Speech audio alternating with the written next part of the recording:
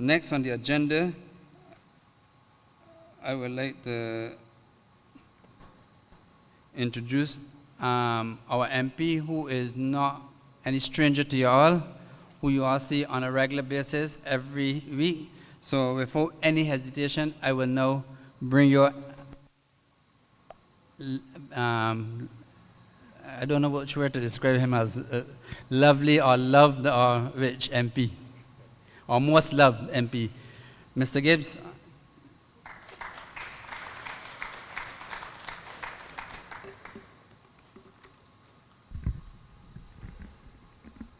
President Patel, thank you for those kind words.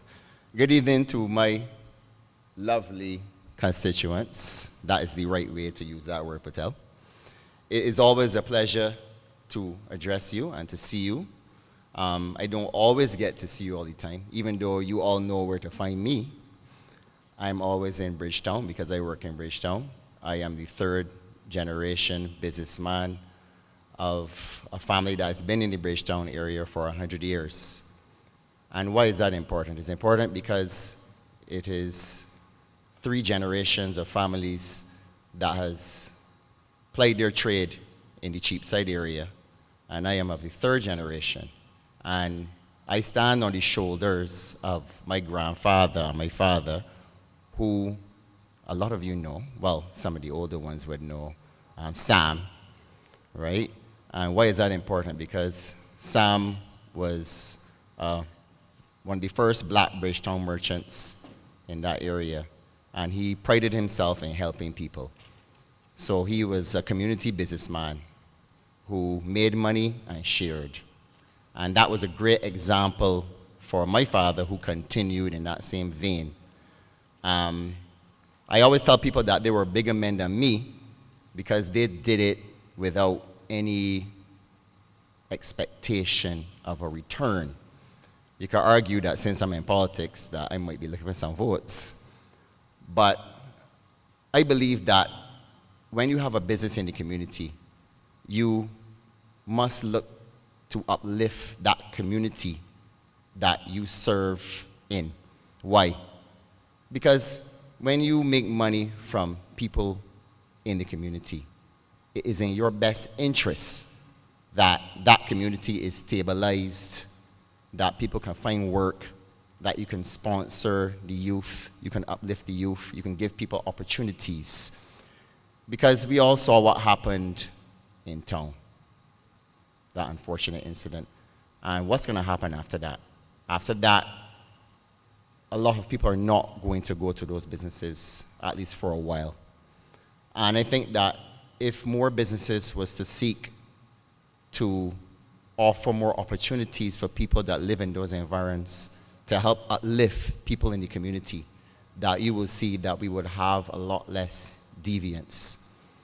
Now you will see that obviously the first part of this meeting was the AGM, and I would like to congratulate all that made it to the branch. You have a hard schedule ahead of you. And as my father used to always tell me, that as a member of parliament, you have to have a strong branch behind you. Now, I gonna got my programs, the branch gonna got their programs. We gonna collaborate sometimes, but not to put too much pressure on you.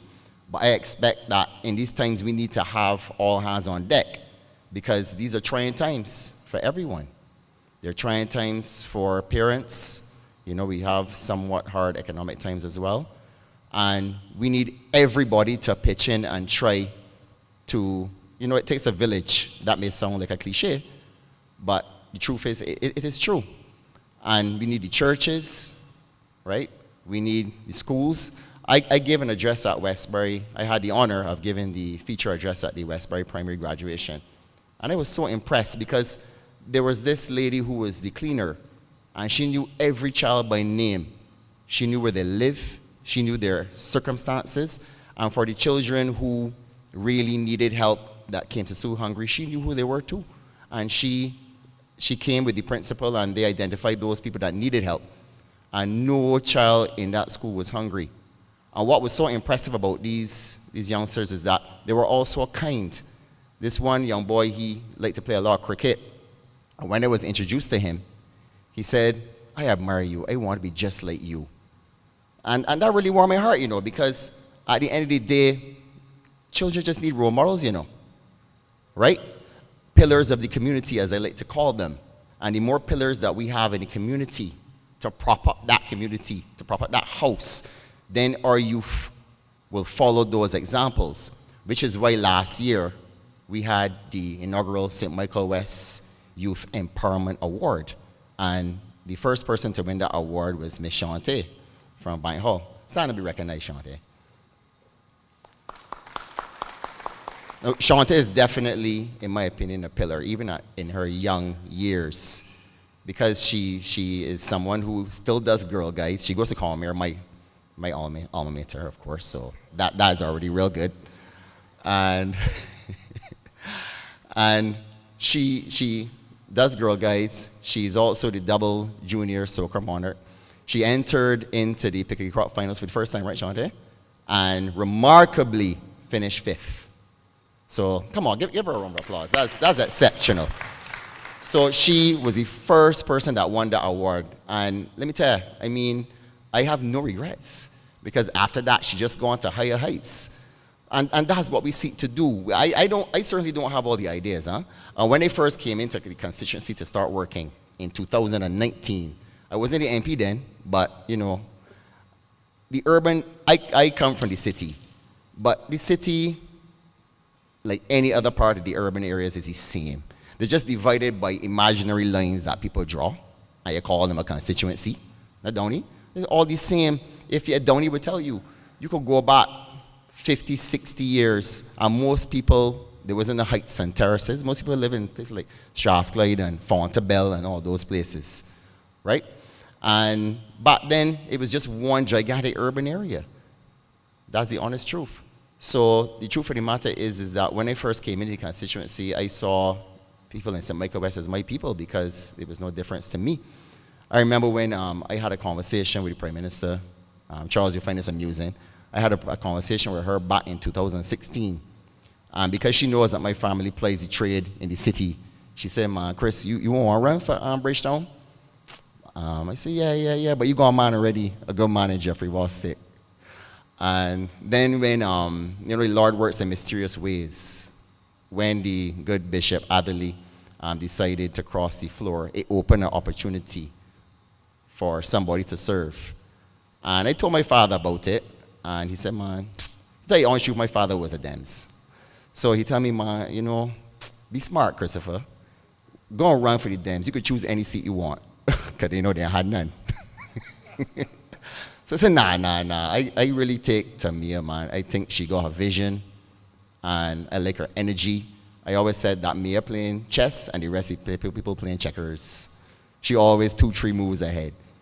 So I really took to her. I took to the vision of the Barbados Labour Party. And at that time, even though both my father and grandfather were Dems, I remained neutral, because I spent a lot of time overseas.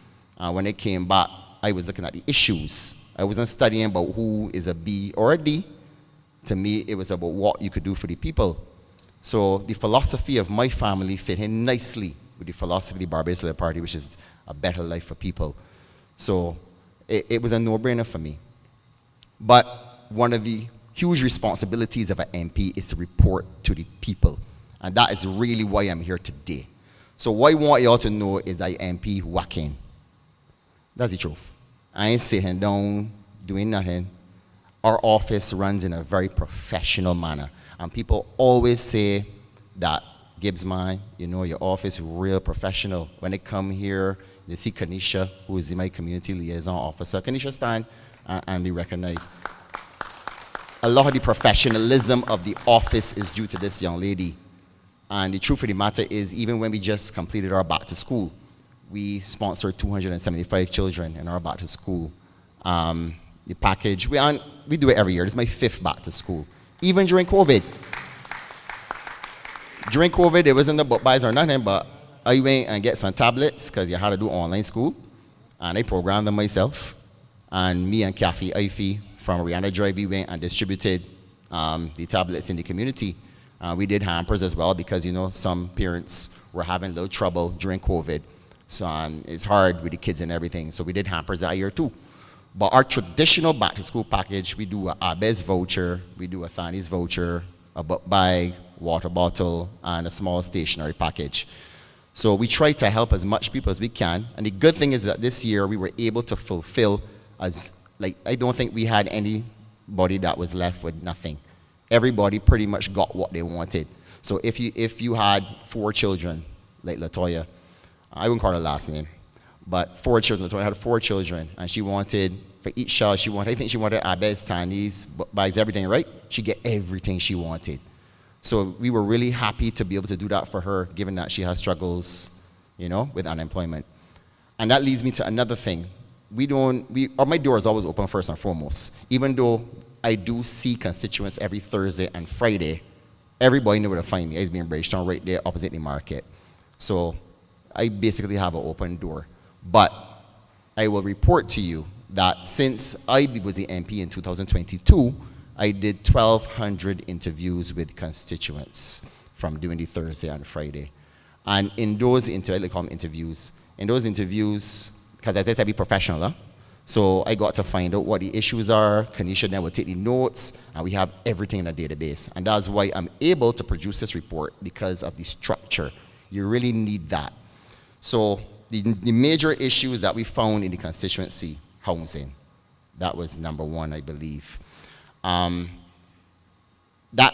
is so for a number of reasons. The waiting list at NHC, as we know, is very long, and a lot of people want to really, in their mind, get a piece of the rock. And a lot of people are looking to get a housing solution. So that is the number 1 issue. Welfare assistance is another issue. We have a good relationship with the welfare department, so where we can, we try to facilitate. So a lot of times when we can't do something, we try to facilitate by making contacts with the different departments. That's another big thing that we do. And I have to form relationships with people so that I can pick up the phone. And sometimes when a constituent was with me, I pick up the phone at the same time, right? I will call Urban. I will call NHC. I will call everybody at the same time, because as my father told me, you don't necessarily have a good memory. Nobody has a great memory. You do it immediately. So when the constituents with me, I do it immediately. So get it out the way, and then we try to follow up on those issues. But welfare is a major one, because as you know, cost of living is an issue that we have. And, I find that when I first came into the community, I did find that there were a lot of families that relied on a patriarch or a matriarch. And regrettably, since then, the matriarchs have aged.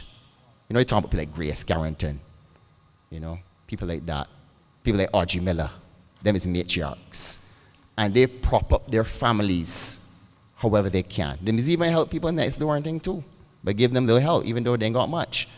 But the problem is that obviously when your pension check, Audrey has a pension check, she retired. And that can only stretch so far.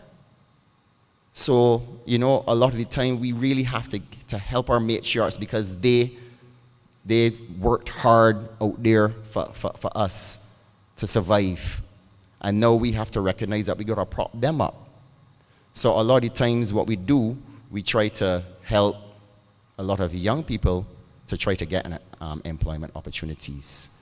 So that can be challenging sometimes, because there are times when people may not have the correct certificates and whatnot. So we find that we have to come and we help them with the resume. Kanisha can tell you that we provide all the assistance for them to be able to see employment. And we've had some successes so far, but it is a work in progress. So that will be another issue that we find that it takes a lot of time. Obviously, financial assistance is in there too. And I know that when I first declared that my constituency office was in Bridgetown, right in front of my business, I know the Prime Minister, Charles, the Prime Minister looked at me and said, "No, man, you got to find a place in the constituency, man. That's not right." But the truth of the matter is having my office, by my office, I am in the business of food importing. So anybody that come to me that hungry, I can help immediately. Right? There ain't nobody that can go hungry on my watch like that. And that, having my office there, I remember I told you that this is a 100-year business from my grandfather. So people know generationally where to come for help, right down there in Cheapside. And the truth of the matter is that we take immediate action when it comes to helping our people. So that is one of the things that we try to do all the time. Another program that we started is the St. Michael West Healthy Initiative program. So we go into the constituency with boxes full of fruit and vegetables, trying to encourage people to eat healthy. And so far, I'm pleased to report that we have distributed 640 of these hampers right through the constituency. And if the Prime Minister don't call early election, I'm hoping that I can get the full time that I can do every house in the constituency before. So that is a major goal of ours. Now, it would be remiss of me if I did not speak about future projects that we have in mind. And there's one project that we want to launch at the beginning of this school term, which is the Passion Projects for Young People. We call it P-Cubed. So essentially, this project is constructed from a study that was done in Baltimore on inner city youth. And why is it that some youth excel and some don't? From the same household too. And what they found from their research is that a lot of the times kids have a passion for something, which is interesting. The passion could be video games. A lot of people say that video games are responsible for this and responsible for that, but when you're playing video games, you know what they're doing something else, right? Comic books, these sort of things. Why those type of things? Because it opens the creativity and the imagination of our youth. We have to create an environment for our youth where they can be children and just dream. A lot of the time when kids are allowed to dream, and that is where you get ambition and creativity. So the Passion Projects is partnering with different people in the constituency, because lots of people are out there trying. You got the St. Cafe IFE that got the reading club in Westbury Road. You got Cafe that helped the children down in the Garden Land. You got Trisha from Downbury Prescott Bottom. All they want is someone to give structure to these things. So what we decided is that we can put some technology in it and have the parents in the constituency sign up on a Google Calendar, where you will see where we have all the activities. You got your reading club, you got your homework club.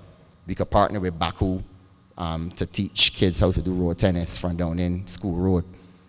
And we spoke to the president of Empire, and he's very eager to contribute by having some of the kids even come on a Saturday morning and participate in their junior cricket lessons. So, and as much things as possible, I can got the same video games too. I got the FIFA video game tournament that, you know, we can sponsor as well. That can be an activity too, because all work and no play make a jack a dull boy. So largely, we are very committed to working hand in hand with our constituents as well. So a big part of that is that sometimes you will have somebody who will come to me, a young fellow who will come to me and say that he wants to start a car wash business. And there's, in some instances, we have actually gone and brought in the power washer, and then we would give him some advice on financial literacy so that he knows how to manage his money. So me and Kanisha had put heads together, and we decided that we would like to make that into a program as well too, where we can mentor young people who want to enter into opportunities but don't quite know how to do it.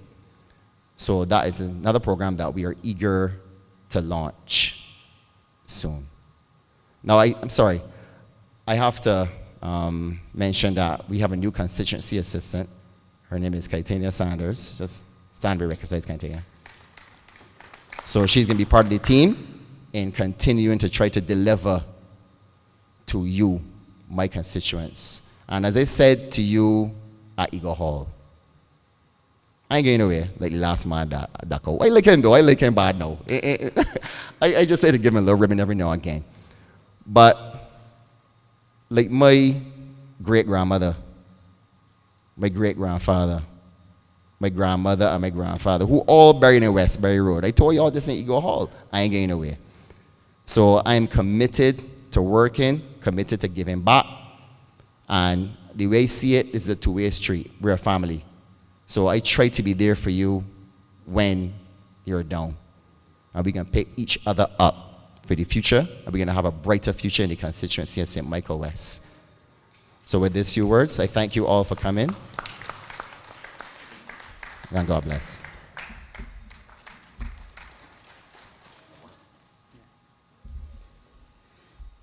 Thank you, MP. A very well speech. It couldn't be more better on an occasion like this here. I know you had a lot more to say, but but time constraints. But you will have another time to give a full report. Now we go into our exciting event this evening, is the award ceremony. And I now bring you back your MP to introduce these awards to you. All right, so as I just told you, Shante was the inaugural award winner last year. And this is an idea that I got from some stories I heard about my father, where he had sponsored a lot of youth in the community. In particular, a young gentleman by the name of Darian King. So Darian's father was in customs, and my father had a lot of interaction with him. And he asked my father to help, that his son had a lot of talent. But when you play lawn tennis is a bougie sport. And you know that's take a lot of money. And it's very competitive.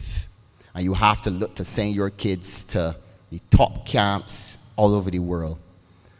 And my father pitched in and sponsored him to travel and all these other things, gear.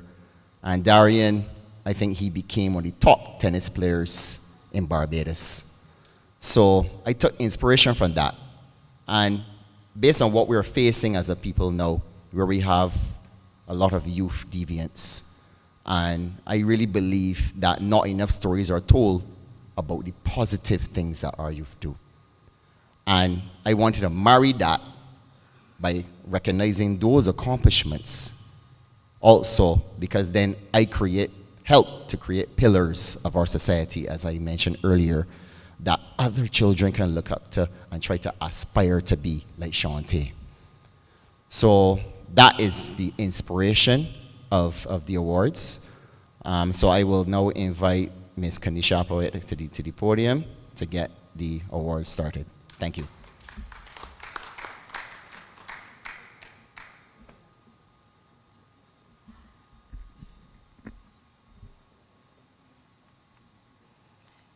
Good evening, everyone. Good evening, our especially invited guests.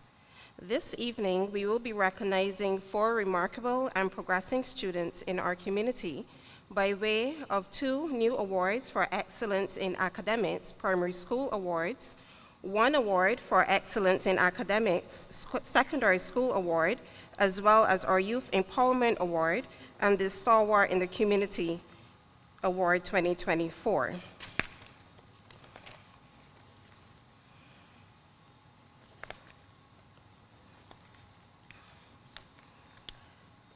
This year's St. Michael West Stalwart in the Community Award goes to Mr. Stephen Downey of Strathclyde Bank Hall, St. Michael.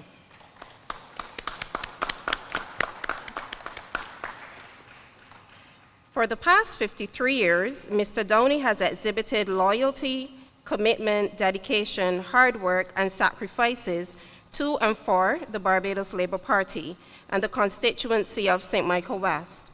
His love for the Barbados Labour Party's journey started in the 1971 general elections when his godfather, Mr. Ranny Fields, ran as a candidate for the BLP against the Honourable Sir Lloyd Erskine Sandiford of the Democratic Labour Party.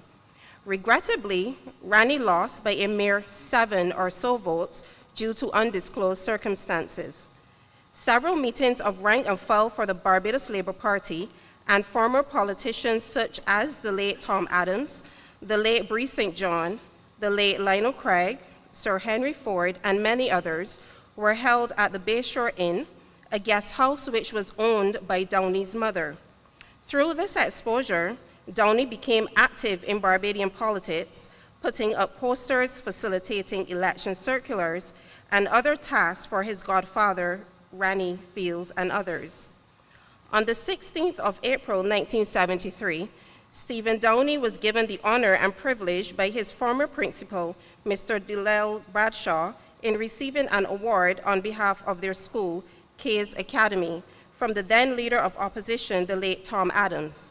Downey was also made a lifetime member of the Barbados Labour Party by Tom Adams and Delel Bradshaw. Even though he was recognized as one of Tom Adams' few chosen people, he also had the distinguished honor of working closely with Sir Henry Ford, the late Owen author, as well as many, if not all, of the BLP candidates of that time. Additionally, he has worked passionately and beyond the call of duty in all of the BLP's general elections and by-elections. Testimonies to Downey's character and loyalty can be corroborated by Sir David Simmons, the Honorable Delel Bradshaw, Raul Eastman, and Sir Louis Tull. Mr. Stephen Downey is undoubtedly a loyal, faithful, and committed BLP party member and has extended his unwavering support to the party and his current representative for St. Michael West, Mr. Christopher Gibbs. Thank you, Mr. Stephen Downey, for your contribution.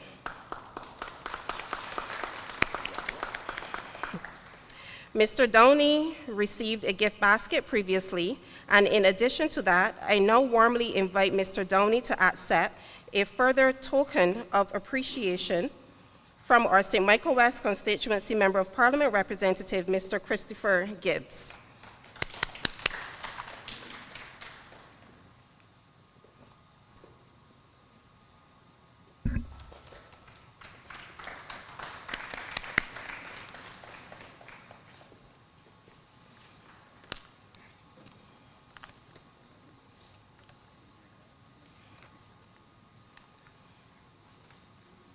Just bear with me one moment. Okay, so I will now go into the main awards, and we will acknowledge first the first three awards for the Academics Primary School Award. The first one goes to Zikara Khan's just a little ticklish with the name there. Okay, so Zikara Hans is an exceptional 11-year-old twin who has distinguished herself as a shining example of academic and personal excellence in her community. Her stellar performance in the Barbados Secondary School Entrance Examination 2024 has earned her the title of a top student in her cherished parish. Highlighting her remarkable dedication to learning, Zikara tackles every challenge with enthusiasm and a resolute spirit, viewing even the most difficult subjects as opportunities for growth. In addition to her academic achievements, Zikara is a gifted artist, using her vibrant imagination to create works that reflect her unique perspective and sensitivity. Her artistic endeavors are a testament to her creative spirit and ability to express herself in multifaceted ways. Zikara's commitment to excellence is complemented by her genuine kindness and compassion, qualities that shine through in her interactions with others. As a dedicated student and a thoughtful friend, she inspires those around her with both her drive and heartfelt approach to life. I now welcome to the podium Zikara Hans.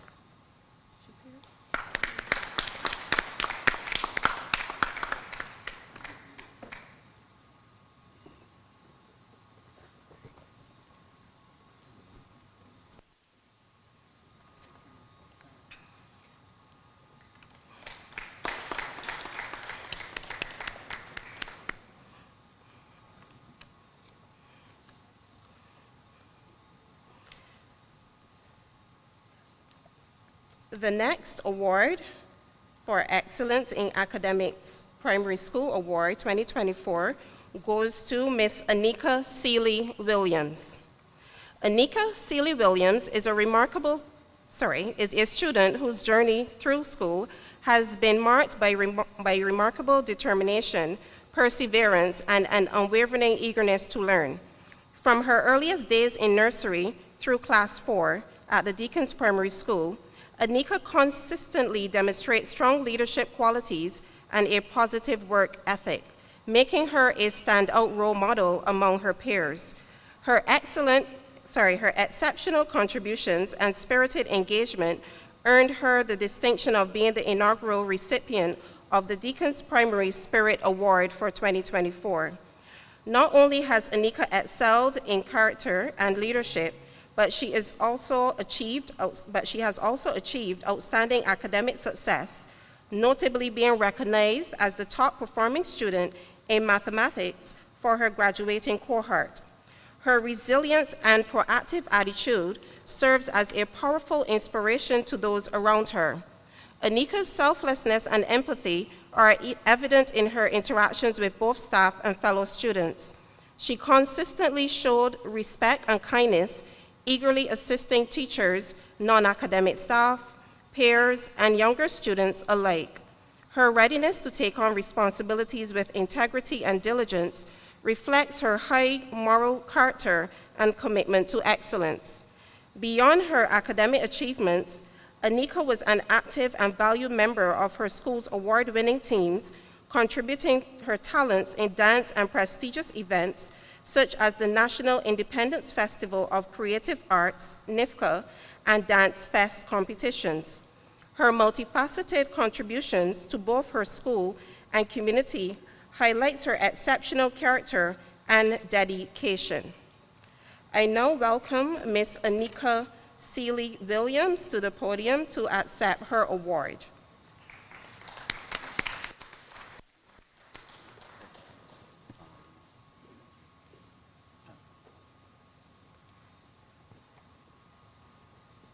This award will be given to her by Minister Griffith.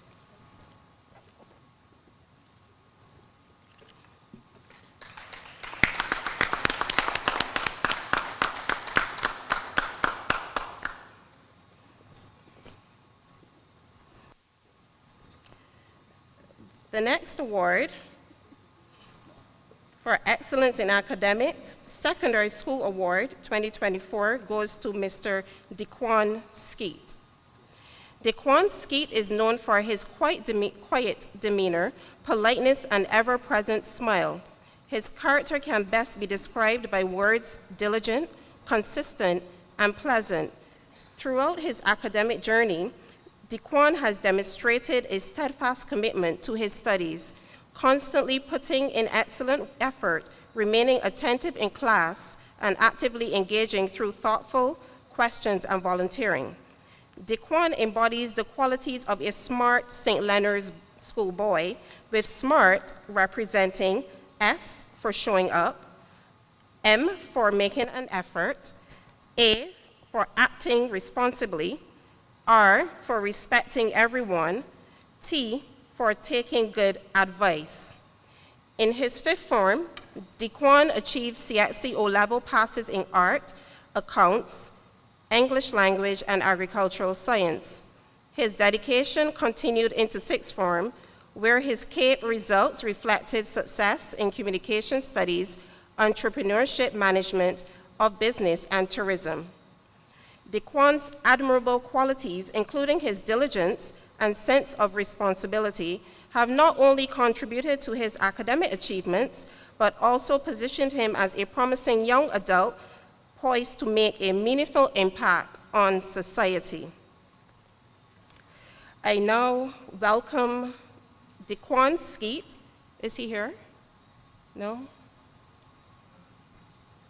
Okay. All right, we'll move on to our final awardee, and this is for the St. Michael West Youth Empowerment Award. This award goes to Mr. Devonte Gill. Devonte's journey in sports began with his simple enjoyment of watching his cousin, Shamario, play road tennis at their grandmother's home. What started as a casual pastime soon ignited a deep passion for the game, encouraged by his game's teachers, Mr. Jilks and Mr. Shepherd at Eagle Hall Primary School. Devonte began competing in various tournaments, including the Barbados Road Tennis Association and the Junior Road Tennis Academy, where he achieved a commendable second place.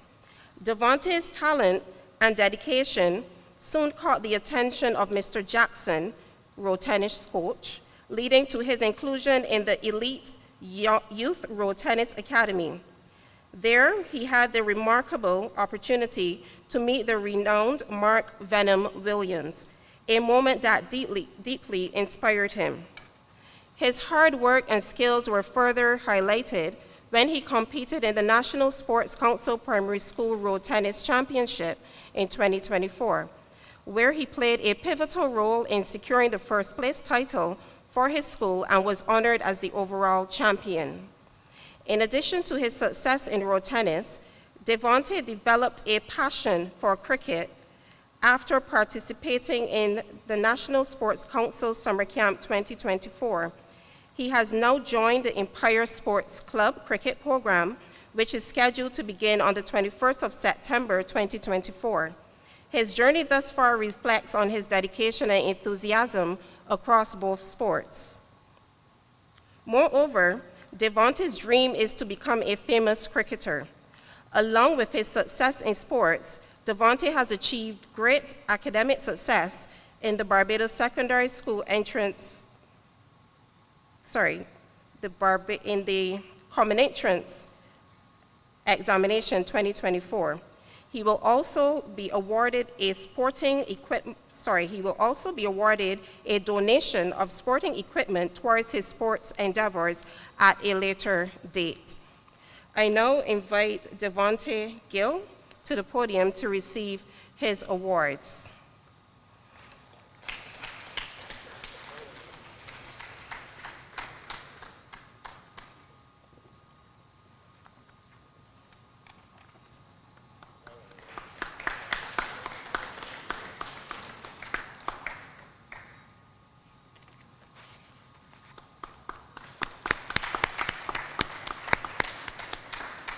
Thank you.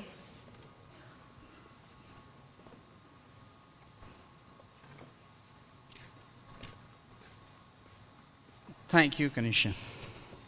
And what a beautiful evening. What a beautiful it was to see these youngsters getting these things. Thank you, Mr. Gibbs. And we hope you continue this in the future to empower young and youth in this constituency. Tonight is about the youth. So, comrades, I'm bringing you another speaker who is no stranger to this constituency and these people, the minister, who you may not see him often in the media, but you often see him in the communities working on behalf of the people. And surely we will see him a lot more in St. Michael West now, since he's here tonight, and hope he give us this undertaking that he'll be here more regular. Comrades, under him there are a few achievements: Barbados football team, Barbados youth cricket team, and track and field is doing excellent. I could go on and on, but the night is not mine, the night is the minister's. So thank you, Minister, for the wonderful and hard work you have done so far and continue to do for the people of Barbados. I now invite the Honorable Charles Griffith to the podium, Minister of Youth, Sports, and Community Empowerment. Minister, come on.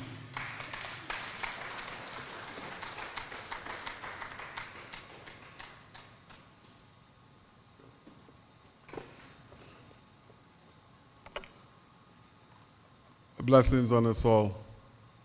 Good night, comrades.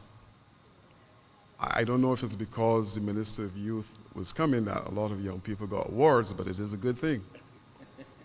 However, I'm here tonight with a heavy heart as a direct result of the senseless gun violence that is happening in our country that is robbing our communities, our families, and countries of future leaders. And I say that to you with the understanding that even though I'm in rural St. John,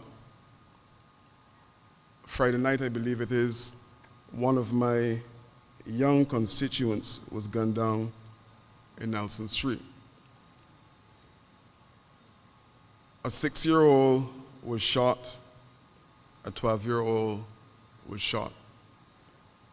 And there's this notion and there's this belief that this is solely a governmental problem. And I will say to you that this is a full societal problem. All of us must get on board in terms of how we treat to gun violence. It was mentioned earlier by Comrade Gibbs that it takes a village to raise our young people. And I want to go further to say it takes the people inside of the community to raise our young people. This is not solely a governmental problem. It is a holistic problem in terms of all of us getting together and wrestling this issue to the ground. And it is not something that is insurmountable. All we need to do is to mentor at the community level. Because I often say in situations where I get an opportunity that if we don't mentor our young people, then the streets will mentor them. I'm here this evening to share with you because I know that there's a lot of talk and a lot of belief that government is not doing anything, or persons will have you believe that the government is not doing anything to help our young people. And I want to jettison that thought, throw away the thought that we are not assisting. And I'll share with you some of the things that are happening within my ministry, because I think the more people that are able to spread the word in terms of what is happening for our young people on this island, then it will shut up the naysayers who had 10 years and did nothing to move my young people forward, either in sports or those young people who are traveling on a particular road. And it is my intention, not only as the Minister of Youth, but as a father of three, to ensure that I can do what I can for as long as I am Minister of Youth and Sports, to ensure that our young people in this country are empowered, and empowered in a way that all of us will be pleased.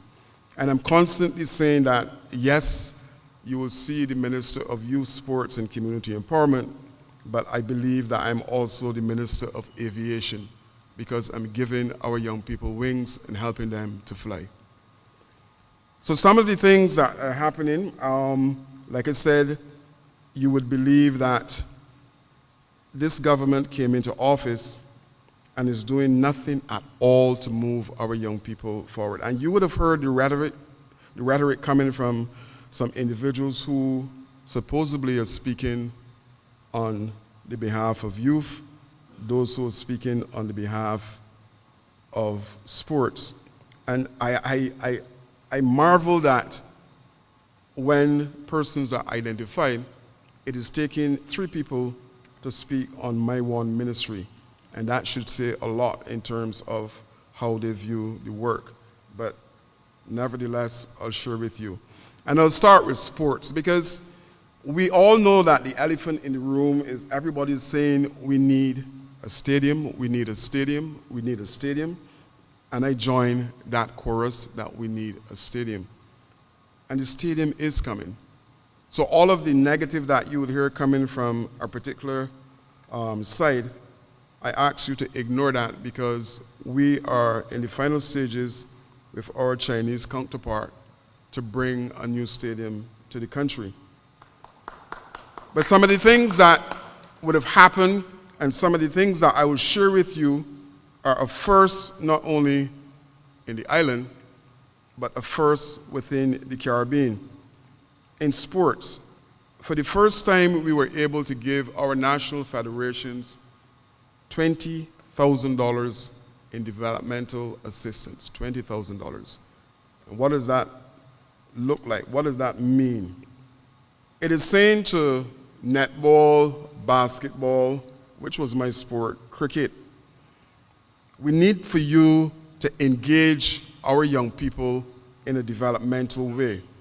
Because one of the things that we are looking for, one of the first things that I spoke about, is to grow in sports at the grassroots level, meaning that in Richmond Gap and the whole of St. Michael West, we're looking to see how we can unearth new talent by bringing programs, projects within the community itself.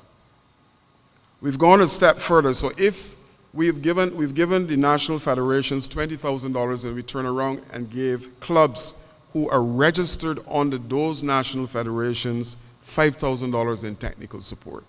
So if a team from in Richmond, a netball team, is playing under the BNA, there's an opportunity for that particular club to get $5,000 in bibs, in netballs, and the different things that they would use to develop netball at this particular area. Every year, officers within my ministry are mandated to go to communities all across Barbados and stage training programs in different sports. So I would have benefited in St. John from having a netball coach come to Gore Hill and train young ladies in netball. All over the country, persons were able to register a group and have a coach from my ministry come for a period of 3 months to start the process of engaging those young people in a particular discipline. We have in our ministry for the first time, on island as well, a SAT scholarship program. What do I mean by that?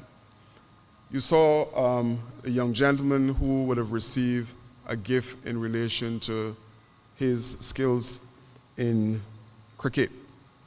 If there's a youngster in St. Michael West, youngster being gender neutral, male or female, who is interested in going to the States to study, to do a scholarship, they had 2 people on island who was providing tuition to that young person at the cost of $400 and $650. Like my comrade, I have single parent households within the constituency of St. John that cannot afford $400, far less $600, to put that youngster in the program to have tutoring. And we have decided as a government, through my ministry, that we will own the SAT program. So we will provide all of the tutoring for those youngsters who cannot afford, free of cost, tutoring so that you can go and do your studies in the US by having the preparation done with the SATs. I can report this evening that that particular program is oversubscribed, and we're about to roll out, I believe, the 3rd cohort of persons who are involved in that. You would have heard me in the House speaking about the need for us to have pedophiles registered in this country. Because when you give your young ones to a coach to train them in a particular discipline, you should be satisfied that your child will be dealing only with the particular discipline and not be harassed. So we have instituted a program that all of our coaches who do any type of coaching must engage in a safeguarding course to ensure that they know what is right from what is wrong in relation to touch, in relation to how they treat to our young people. Road tennis is our indigenous sport, and I'm trying to grow it. Those of you who in November come to the gymnasium will see again an improved product in terms of how we're treating to road tennis, because it is actually growing and we need to move it forward and move it forward. To that end, we have started a road tennis academy at the old National Sports Council in Blenheim. We have at least 26 persons involved in the process where we have a coach that will put them through all of what they need to do to prepare, hopefully, at some point in time to challenge venom, if that is even possible. I mentioned just now the fact that we are broadening the scope for our young people as it relates to sports. One of the things that we have started and that will continue is a community coaches program. What does it look like? So if Comrade Gibbs have 2 or 3 youngsters within the area who want to coach football, for example, we are putting youngsters from within the community through a training program that will allow them to be at the very first level, let's call it maybe level 1, to go back in the communities across this island and find a group of youngsters to coach them in the particular discipline.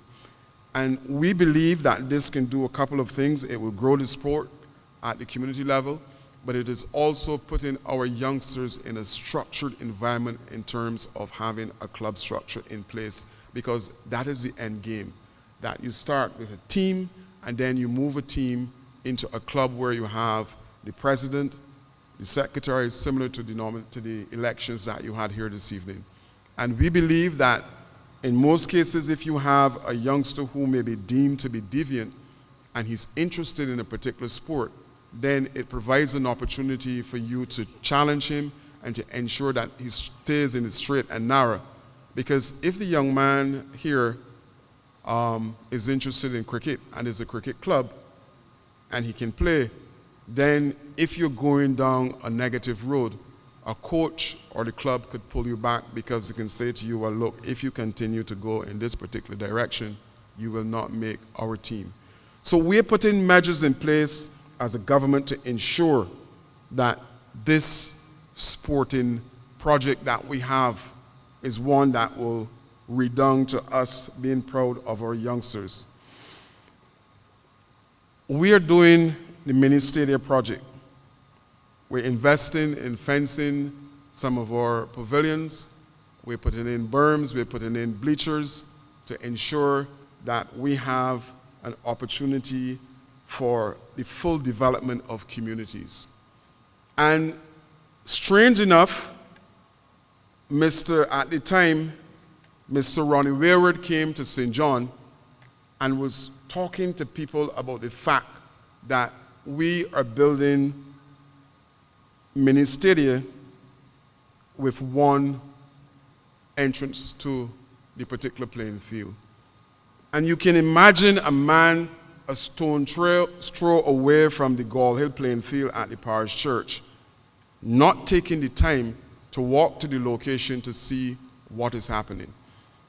And speaker after speaker echoed the same sentiments, that we are fencing playing fields and stopping individuals from having access to exercise at these locations. And nothing can be farther from the truth.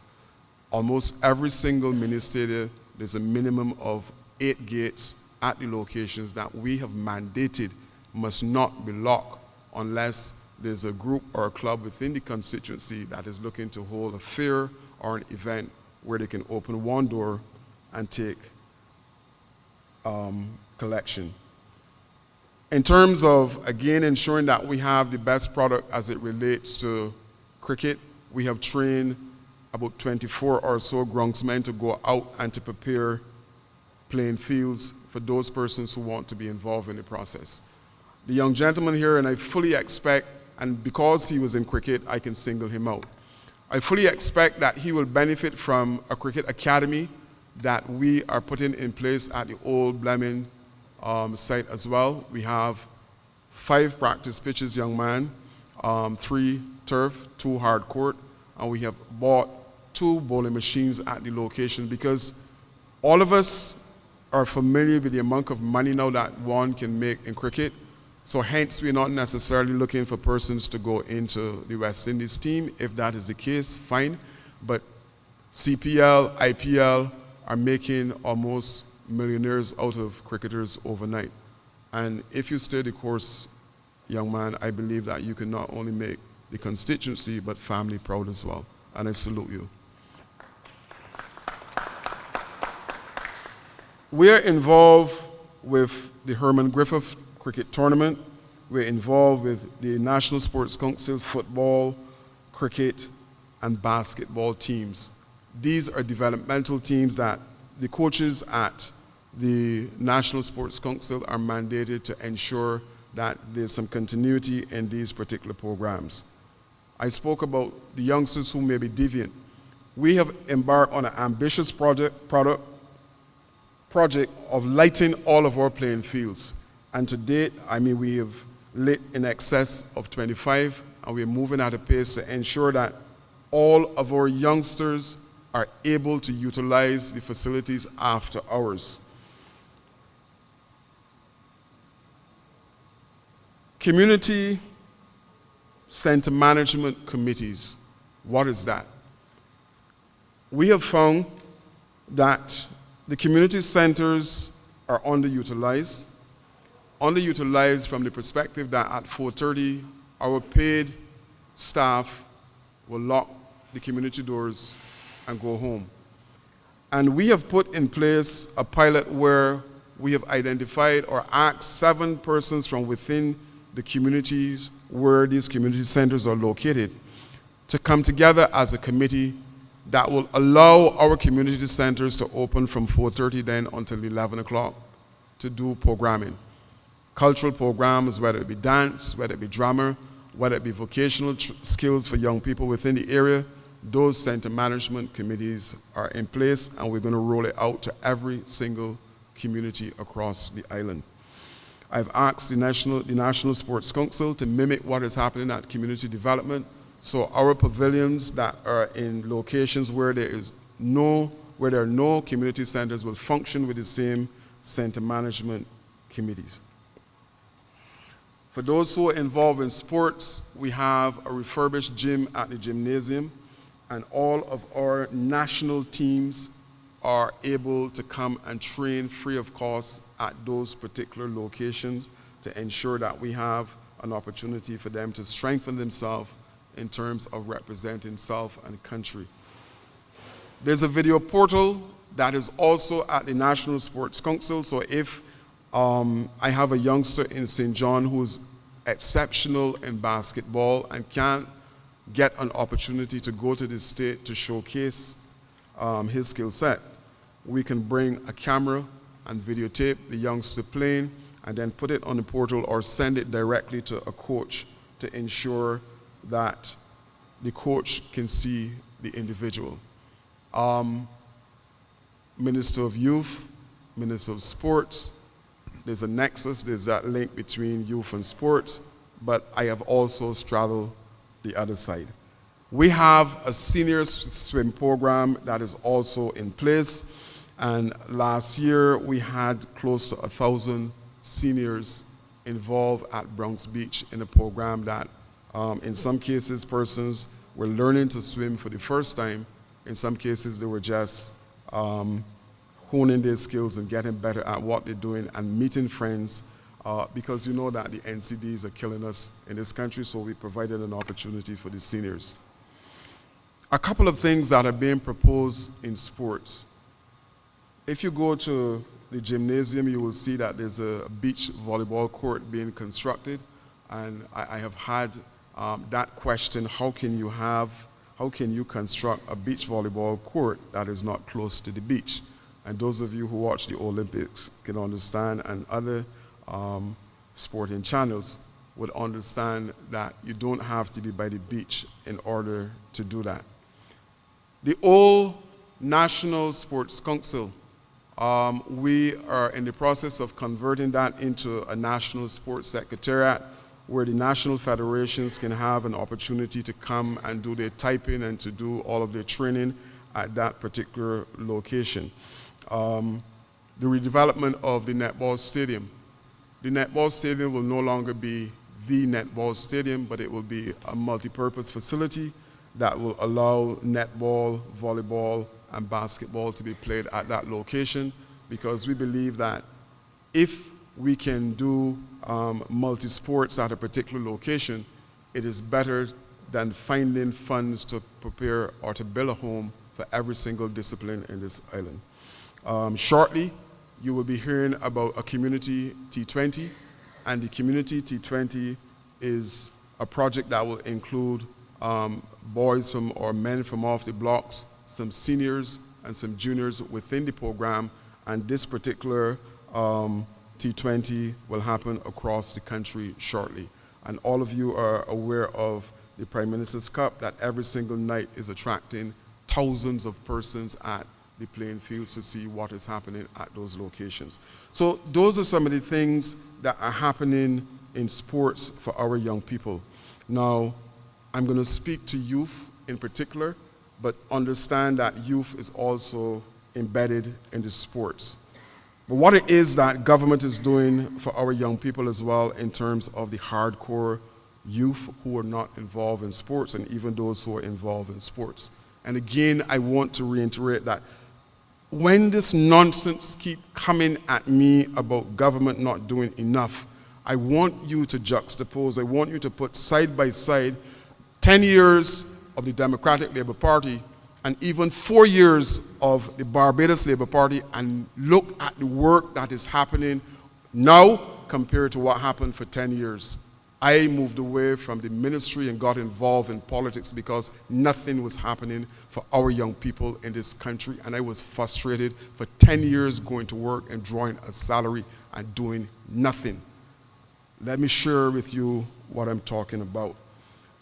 Coming out of COVID, we would have seen a couple of suicides. We would have seen our young people in a depressed state in this island. And government, through my ministry, started a national youth hotline. And a national hotline to assist our young people who were stressing. And it is not, I will share with you, it is not a situation where our hotline is only for young people to call. I mentioned earlier about the adage of a village raising our young people, but it's the residents in that village who must also participate in the process.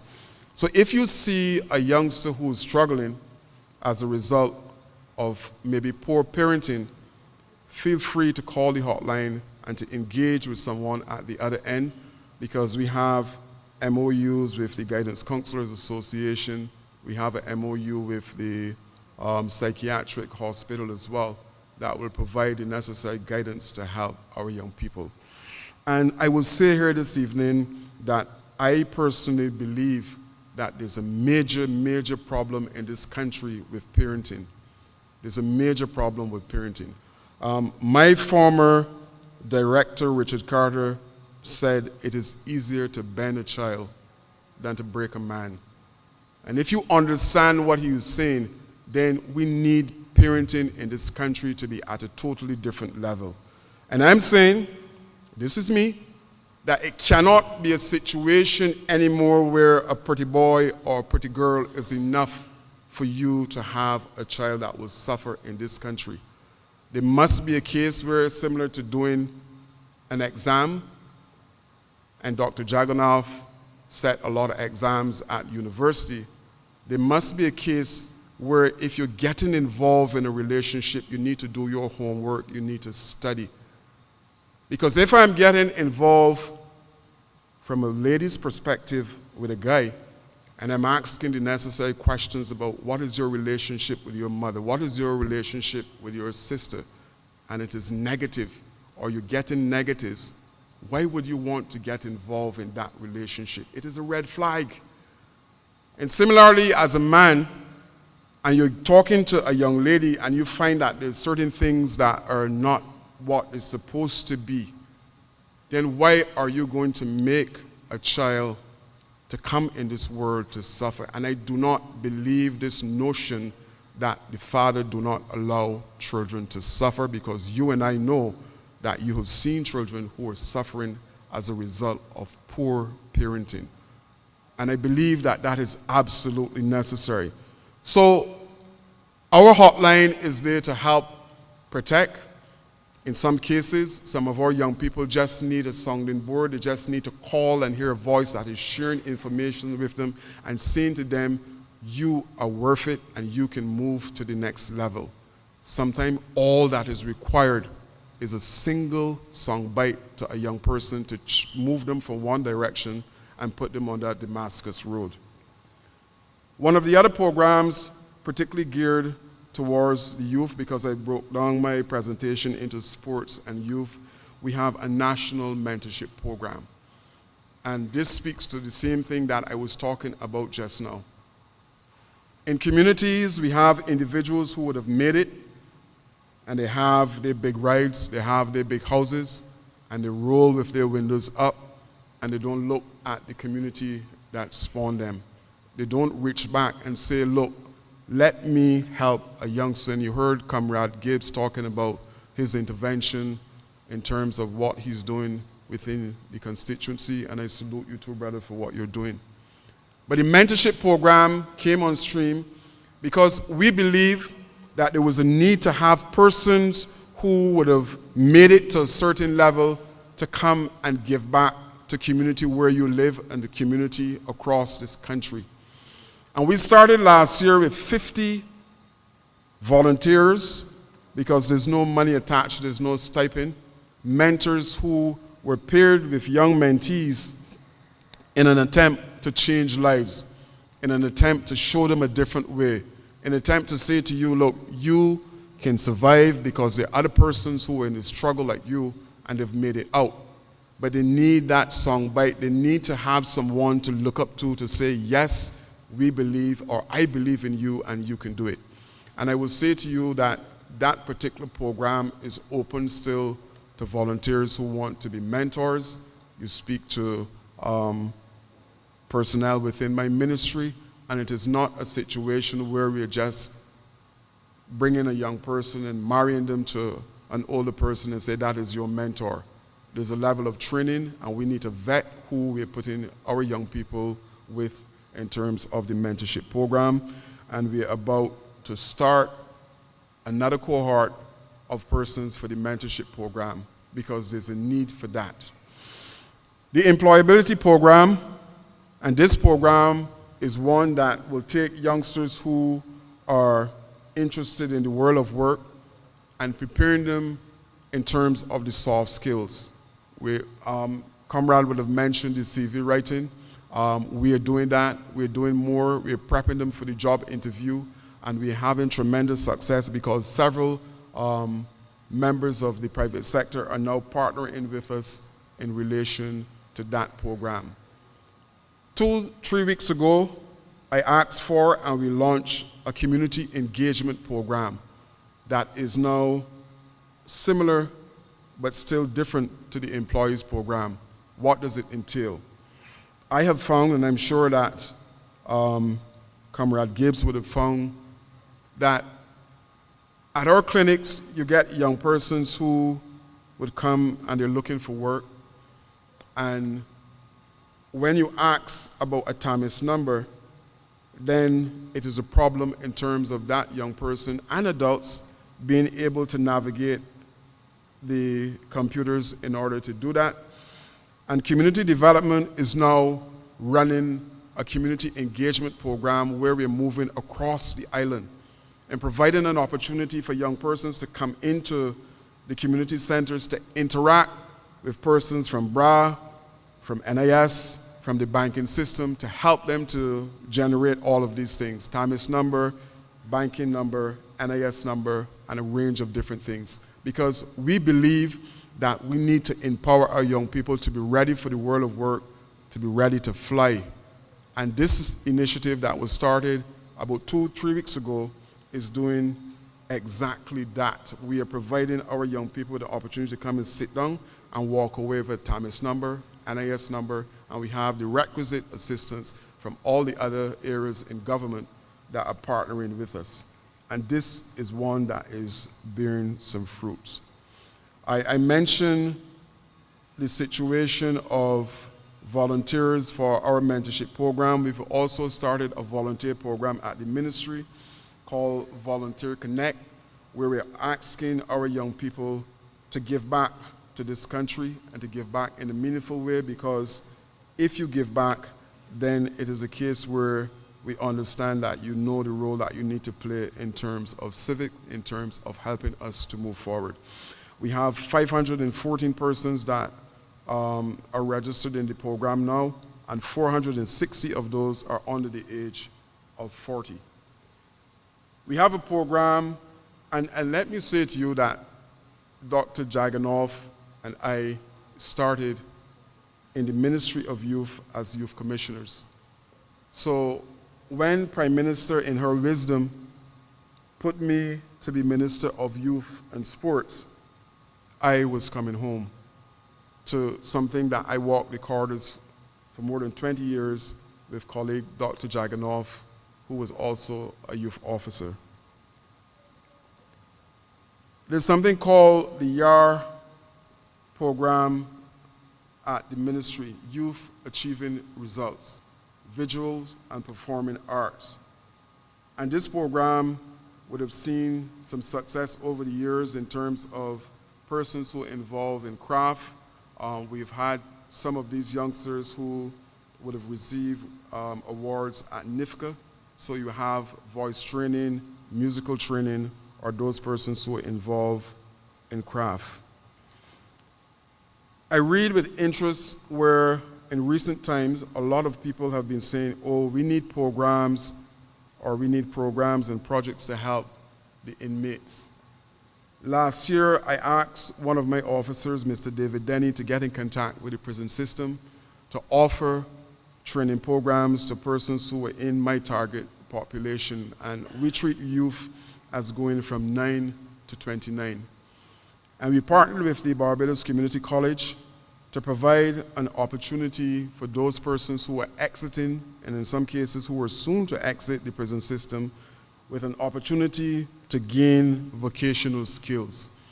And the program at the prison was oversubscribed. Coming soon, you will see that we are going to do a graduation with those youngsters. There's another program at the ministry called Moving On. And Moving On is seeking to impart some life skills within the ranks of our 11+ students. We're going into the school immediately after 11+, and we're providing an opportunity to deliver a basket of deliverables for those youngsters who are now going to transition into secondary school, how to deal with leadership, how to deal with conflict resolution, how to deal with anger management. These are the things that are happening for our young people on island. Requests for assistance to community groups. So if there's a community group that is functioning and registered with the ministry in this St. Michael West constituency, then the youth officer who is responsible for that particular, for this area, can submit a form asking for assistance. For example, if that particular group want to do drumming and you need to have drums, there's assistance that is there.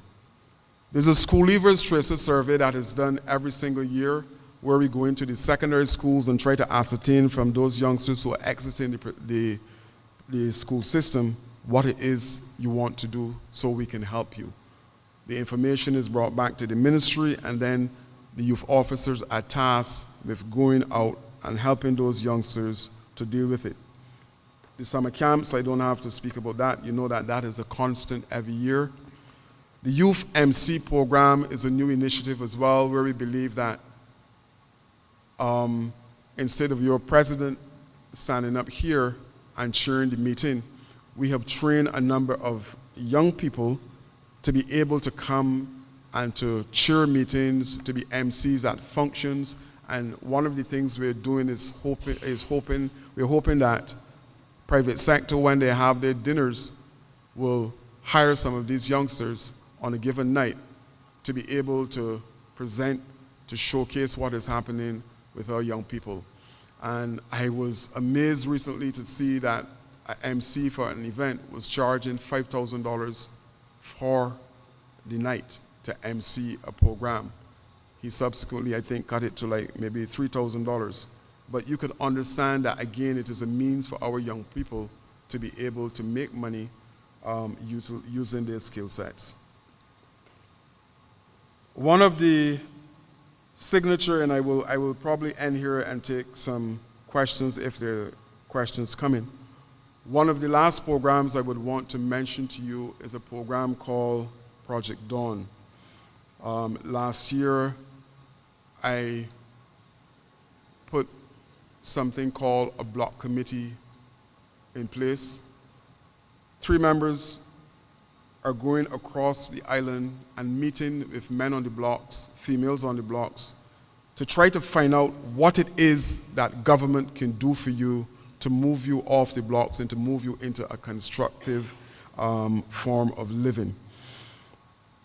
This Project Dawn is reaping tremendous success. I'm not sure if any of you about a month ago would have seen the 2-part program on CBC, where youngsters from within the communities were speaking in relation to how these 3 young men are able to impact and to change lives and to move some of our youngsters on the road to Damascus in terms of doing good. We have 29 businesses started from off the blocks in this country to date, and that number will increase incrementally as we move forward. So you can imagine that prior to last year, they had groupings that wanted to form a business but were not aware of the process.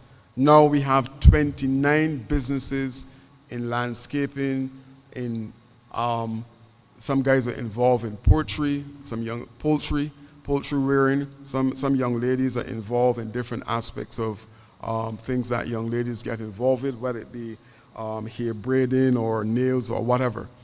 We have almost 400 persons who will graduate next month from this program. And I'm saying to you that maybe to just say that is to make it seem flippant. You need a minimum of 4 or 5 CXCs to enter SJPI per Marine. And I'm saying to you that we're taking guys who are interested from off the blocks and sending them to these 2 institutions in addition to the Barbados Vocational Training Board. But we're taking youngsters and moving them into Pond Marine, we're moving them into SJPI to complete vocational training. And the certificate that they will receive is the same certificate as those persons who met the entry-level requirement of 4 CXCs or 5 CXCs to get into this particular program. And we continue to move around because we believe that in most cases, some of our youngsters need a second chance in order to realize their true potential. And government, through my ministry, through Project Dawn, is doing exactly that, providing a second chance for our youngsters to change their life and to get involved in something constructive. So when you hear that nothing is being done for young people in this country, I want all of you to be satellites of the ministry, that you're able to say, well, look, this is not the case. Because I was at St. Michael West branch meeting, and I heard the number of programs and projects that are coming from government to empower our young people and to move them to a next level.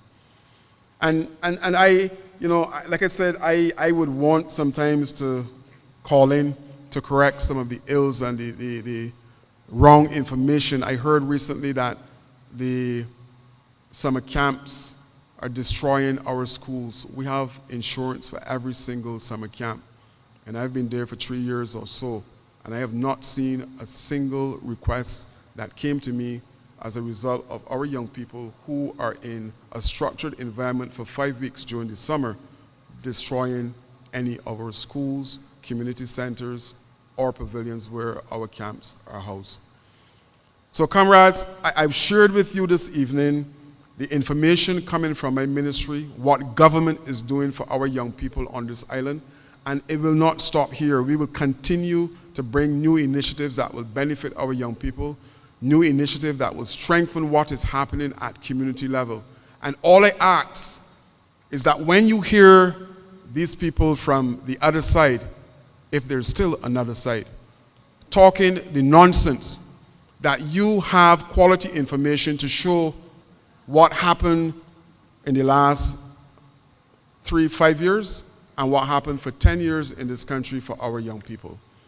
And I dare any one of them to come and to put information about what it is that they did and look at what we're doing in order to move our young people forward. And we will continue to do what is necessary, and you will continue to see the results of us moving our young people forward. And I say to you that this situation with gun violence, where people are saying, oh, we need to have these programs. Programs are readily available. Programs are readily available at the Ministry of Youth, Sports, and Community Empowerment. And we as a collective will wrestle this gun violence to the ground, but it is not, I repeat, it is not only government alone to do this. This must happen as a collective because families, communities, and the country is bleeding as a result of this senseless killing that we're seeing as a result of misguided youngsters. And it may be a situation now where it is impossible to pull back some of them because of what I said earlier about the statement from my director. It is easier to bend a child than to break a man. But we must be committed now to the generation that is here and the one that is coming after in terms of how we treat them. And I'm suggesting to this grouping this evening, we cannot turn a blind eye to the youngster who you see in the community that seem to be going astray. All of us must put our hand to the plow to make sure that he come back on the straight and narrow path. Because if you do not assist in terms of treating to how this young man will function, then you may go into your home at night and face the same young man that you had an opportunity to shift in a different direction. Rest assured that government is doing everything that we can possibly do to move this and to change what is happening with gun violence on this island. But government will never, ever do it alone. Governments in the region who are struggling with the same gun violence, they can't do it alone.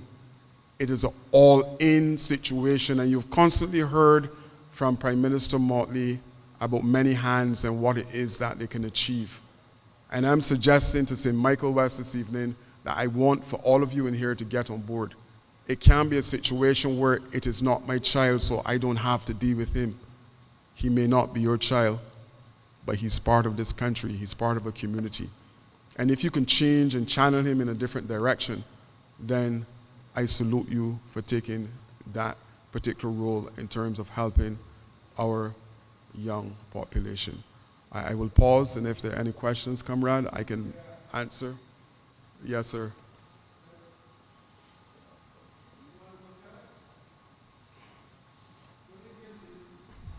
Good evening to you, brother. A mic is coming to you.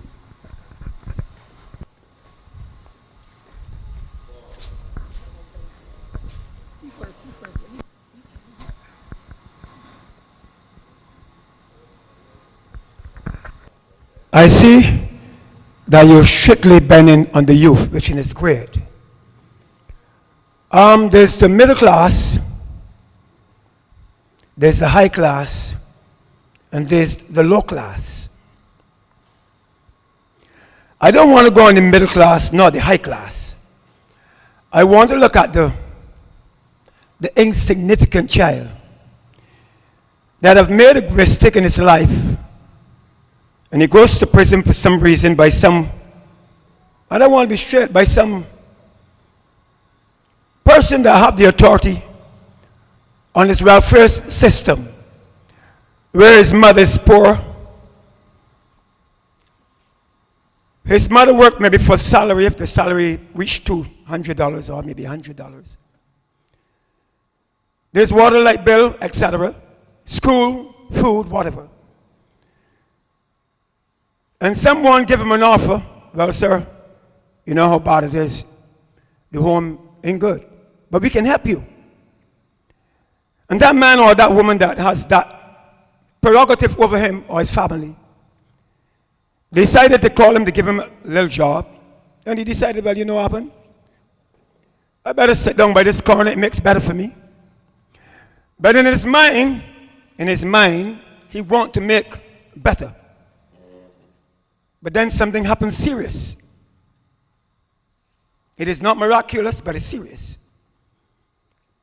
And it come over the news that that man has just killed 2 men. I want you to follow it carefully, audience. And then the next time we know that he's before the court. And he's charged for murder. Not only murder, but double murder.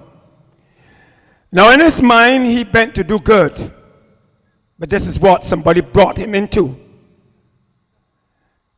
Now, he gone to prison maybe for 2 or 3 years. He come out. His endeavor is to make something of his life, despite whatever. But now his character is tarnished. He's tarnished. And his mother's try, and maybe one of his family try, to get the best for him still. But because he has a bad character and he's in the police system or the judiciary system, he is rejected. I want to know how the government is dealing with that. That's very important. Before I say another word, if you can talk about the youth, and you're looking better for the youth, this is the main youth that the government has to deal with. Not the executive youth, because I have seen a lot of executive youth. And there are things I can say, but I want to stop before I go any further. Please, therefore, then. That's what I want to hear about. Thank you very much. All right. Thank you for the question. I'm not sure if you came in after I spoke, or maybe my voice was not projecting in your direction. But Project Dawn is one such initiative that is assisting persons who, like I said, require a second chance. So if there's a youngster who was in jail for murder and would have exited the prison system, I'm not going to pretend that society tend to frown on persons who come out of the prison system.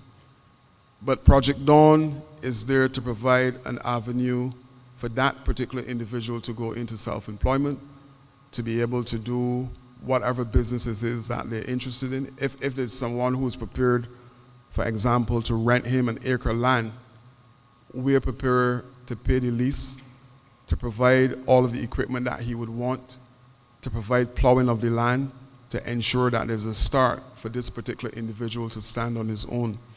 If it is a case where he wants to go into landscaping, Project Dawn is there to provide equipment and all of these things for that same youngster to be able to have a second chance. Because we understand that as private sector, it may not be necessary that a person wants to hire him, but the avenue is there for self-employment. I hope I answer your question. Said, I understand what you're saying, therefore then, yes, I understand that. So then, in the New World Sports Academy, he will not have a choice at all, but to plow the land and do for the Barbados society, as far as I'm concerned, our community, whatever. Because it's the reason why I'm asking you this. You see, what I see coming out in the New World Sports Society, it is very serious. The New World Sports Society. Now, you just speak about having, not diplomas, you speak about having 5 CXCs. Now, I realize, therefore, then, you see, I have heard a young man spoke to us somewhere in Baxter's Road at the time. I don't really want to relate to this any longer. But according to what the reason why he said this, because why you see have coming out, that man, and that young man have done very well. But there was no help for him. And he never went to prison. So that's why I ask you this question. Look, one of the Thank you. One of the things I said tonight is that I'm hoping that this particular grouping will spread the word. Almost every single time that I do a presentation like this, person say to me after, I was not aware that these things are happening. In the same way that I mentioned Project Dawn, I'm not only saying, or I don't want to pigeonhole that youngster that we're talking about in terms of self-employment, because there's every avenue for that individual to go back to school, maybe at the same SJPI through the program or BCC. Look, when I was involved in youth work at the same ministry, I met a youngster in a particular location that is now very hot. And I was driving in my vehicle and I saw a number of guys gambling. And I went at the time with the Project Oasis Forum. And I said, look, these are programs that we're offering through the ministry that are free to you. And a number of the guys said, I'm not interested in anything like that. And one guy said, look, I'm going to try this. And I could assure you that today, this same guy who was on the block is now cooking at a villa in Sandy Lane, because he went BCC, he did the basic, the advanced, the international cuisine program. From the blocks, he moved to that particular level. And I'm sure that anybody who's cooking at a villa in Sandy Lane can't be working for minimum wage. I guarantee you that. So I'm saying to you that I gave the example of the vocational work, but there's also an avenue for him to transition by going into one of the learning institutions on island. Ah, boy. Yes, I think there's somebody in the back before you. Mr. Speaker, okay?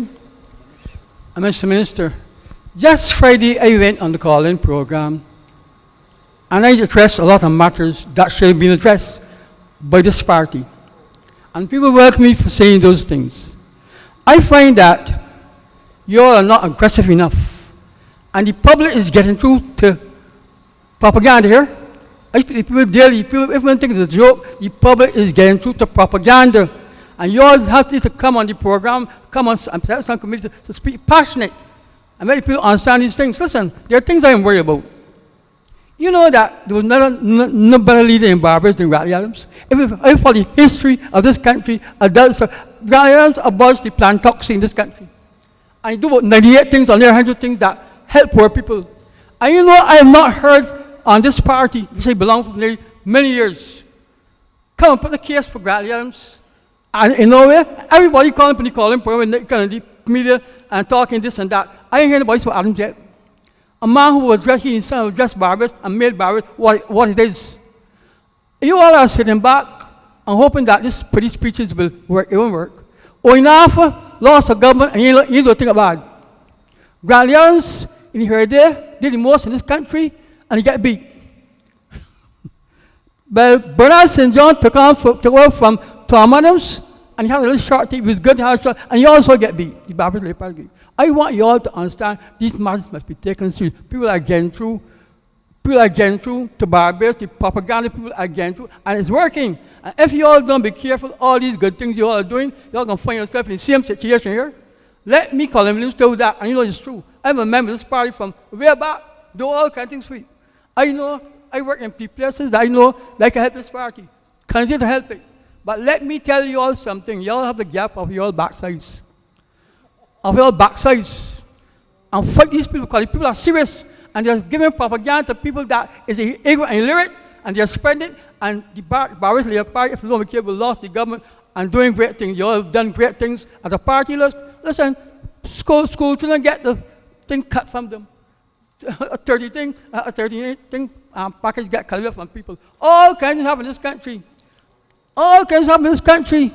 And you know that these people still believe. Look, these people fighting among themselves. And they believe somebody can support them still. They're fighting among themselves. You understand? I thank you, sir. Comrade, it is unfortunate, it is really unfortunate that you said that you're a member of this party and you said that ministers or people of this party are engaged in pretty speeches. I don't know where you're listening to them. I presented facts this evening that are coming from the Ministry of Youth, Sport and Community Empowerment.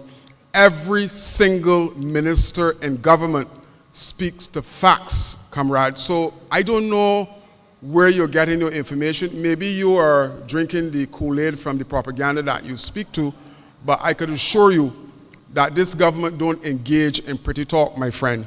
We're engaging in things that are moving the country forward. So I am sorry that you believe that it is pretty talk, but I speak to facts. Every single minister in this government speaks to facts that are happening within his or her ministry. So I am sorry that you feel that way. That is an unfortunate way of thinking. Yes, comrade.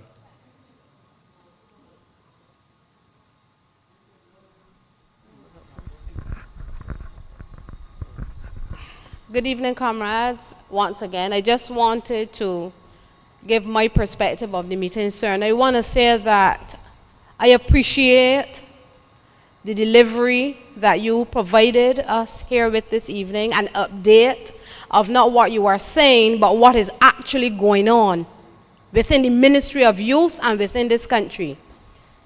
Thank you. I want to first commend that. And I want to say that even though we are heavy-hearted with violence, it is not a government problem alone. I want to say that all of us have a responsibility to our children. We have a responsibility to this country. And we have to stand at some point and support our children's mental development to the place where we are protecting Barbados. This is our home, and we must protect Barbados. So to me, it is not a government problem. It is not for a minister alone to do. It is not a government problem alone. Parents must get on board. Teachers must get on board. Police officers must be supported. Sometimes you see crime going on, and when police come to arrest someone, it goes in a whole other direction, and they're executing their duties. So at what point are we going to take responsibility for our own selves, as far as I'm concerned? And I'm just giving my 2 cents worth, but I want to say that I want to commend the facts that we can walk away with today, so that when people say this government is a talk shop, we have evidence to say no, that is not true, and we can call out the things that we have been doing as a government.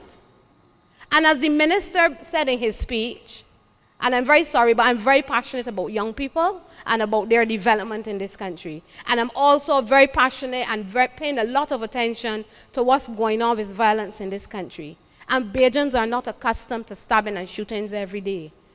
I cannot say that for my 52 years here, I think I mischecked, that we are accustomed to that type of intense crime and violence and waking up every morning to violence. But all of us have to get on board, and I want to back the minister in saying that. We all have to get on board, irrespective of our political persuasion. But more importantly, to sit and say that they're doing nothing is not true. Look around Barbados and let us honestly reflect and see what is being done in our country. I want to also say, Minister, very, very quickly, that I would like some of the facts that you gave, because clearly, based on what another comrade said earlier, if that is the narrative that is going around, then clearly we have our work to do, because we have to correct that narrative if it is incorrect. That's the way I see it. I want to thank you for giving me 2 minutes of your time, and full respect, Minister. Thank you, Doctor.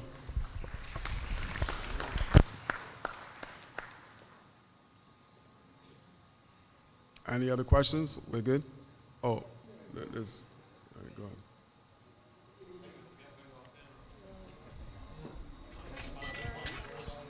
Let's hope not. Thank you. Minister, good evening. Good evening, brother. My name is Anderson Ford. I first want to thank you for taking the time out to come to our branch meeting Easy to do. to address certain issues and to also outline plans that you have for Barbados in general in terms of the youth development. I want to refer specifically to St. Michael West. We have heard about block programs for communities in Gall Hill, I believe in the Pine, I think Haynesville, you could correct me if I'm wrong, and other communities. I would like to suggest to your ministry to address our community, specifically in St. Michael West.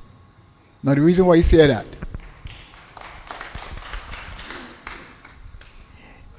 our youth population in St. Michael West, population density is very, very high.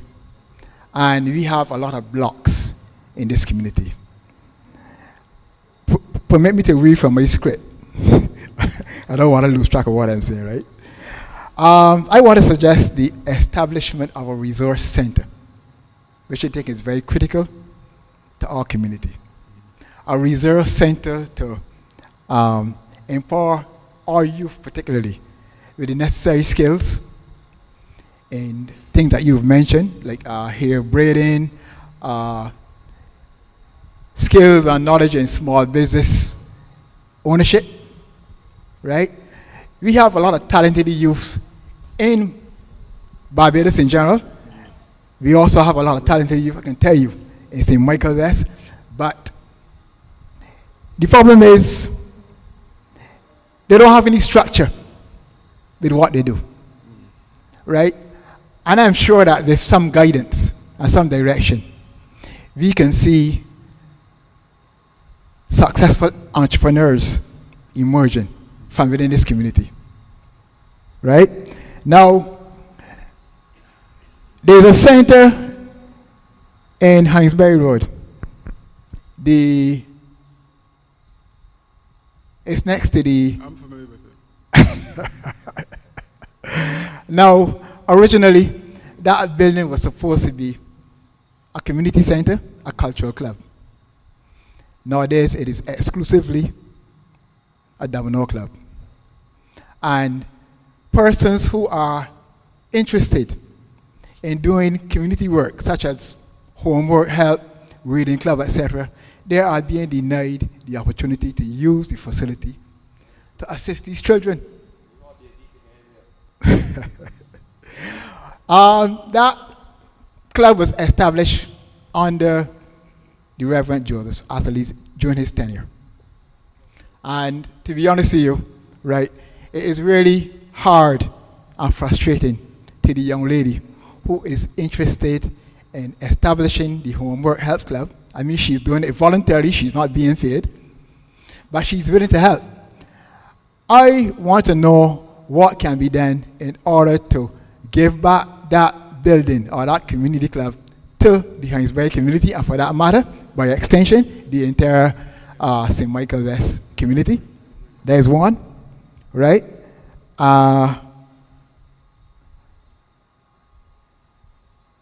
Right, that's what I would say for now. That's my contribution for now. Thank you. All right. Thank you for the question. What I would say to you is that this government don't function like Animal Farm. So there's nobody that is more equal than the other. By that I mean that if there's a facility that is owned by government, then everybody should have access to it and not just a chosen few. I'm hearing about it for the first time, so I will treat to it tomorrow to see what is the situation, if it is under us at community development or who is actually the owner of the facility. But rest assured I will treat to it. The second thing that I want to say to you is just have somebody send some correspondence to the ministry indicating the blocks that you want us to visit, and the block committee will come out and interact with the youngsters at all of the locations, every single one of them. So just send the names of the blocks and the location, and we will facilitate that. Sir, I hope you still remember your question.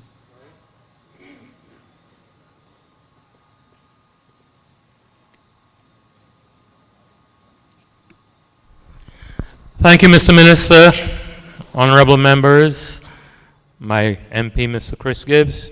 Just a number of things, and I'm not making you ground for monkey to run on, because these are incentives that Mr. Gibbs will have very surprisingly to put for his constituents. One of them, and I am starting from tomorrow, I want you, the Minister of Sport, to make it mandatory in this country that all school children, compulsory, have to go to swimming classes. I want schools in this country in their curriculum to make schools send children compulsory to school. I have seen too many young school children drown in the holidays. Mr. Gibbs, sir, I am promising you here, you shall be the first to enroll on this program, because I have my sources, and I am asking you, Mr. Minister, please, when I call on you for your assistance, I need some lifeguards to supervise these children and see them learning to swim. That is one. Two, I want agriculture science be put back in the schools of this country. That is two. Three, anytime a child cannot love animals, they cannot love a human being. I have influence in this country. And there's the RSPCA, the R Ocean Sanctuary, and other organizations in this country where rather than little children being idle on the block and doing nonsense can volunteer their services to the RSPCA and to the animal clinics where they can go on Saturday mornings.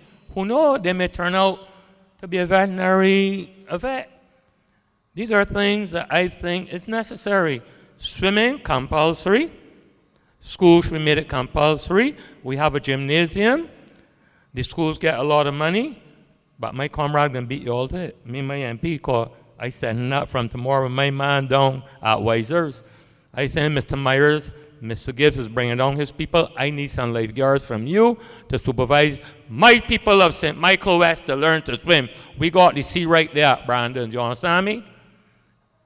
School agriculture must be taught back in school, and send the children voluntarily, those who love animals, to go to these. I can do it. I can get places for children to sign up with this beautiful lady, one of the most beautiful ladies in St. Michael West, and we shall organize You ain't gotta worry about me. My young lady is 21 years old. You ain't gotta worry about me. We shall organize clinics to help these people. Right? Now, to deal with the blocks, I'm very sympathetic with a lot of the guys on the block. They're not lost souls. They're people who need guidance. There are people who need guidance. Mr. Moore can testify. He made reference of something.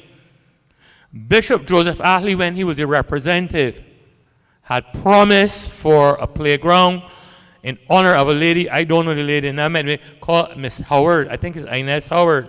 Somewhere across there. That playground has not become to reality to this day. I am asking you, rather the land has been acquired by government, it's government land. I understand from reliable sources it was supposed to be sold, but right there by where Mr. Junior Grant have his little operation with his trucks and so on, I'm asking for that area to be put into a playground for the children of that area. I'm asking for the one behind the Barbados Workers Union. Behind the Barbados Workers Union used to be a nice play park. I don't care who own it, acquire it, and put it back for the children and the people of St. Michael West. You want to understand me? He mentioned a gentleman in here, and I'm going to make it come to reality too, Mr. Dorian King. I have, as a member of my wife, because you know how things work out. You get throat when you get ready to get throat.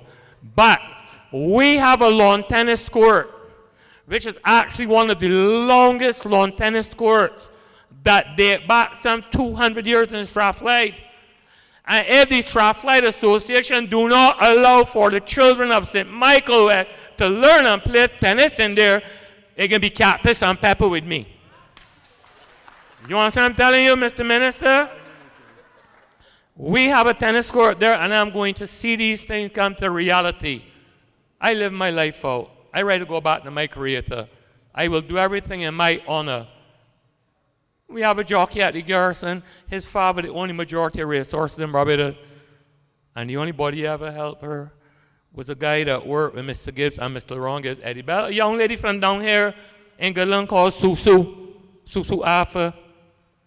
But these are things I'm asking you to make it mandatory. Swimming, agriculture science, getting children enrolled in projects like the voluntary organizations with animals, because if they don't like animals, they can't love people. Understand me? Good. I thank you very much for your time. You all have been a very good people. I may talk nonsense, but don't worry about that. There's some of your submissions. There's some of your submissions that I can't address. I mentioned the senior swim program because I wanted to involve or to let you know that the seniors are involved. But we also have a swim program that will encompass young people as well that run parallel to that program. The other areas that you're talking about, Conrad, I'm not aware of the pasture that he's saying could be turned into NEC. Okay. All right. So as long as I have the information, I can act.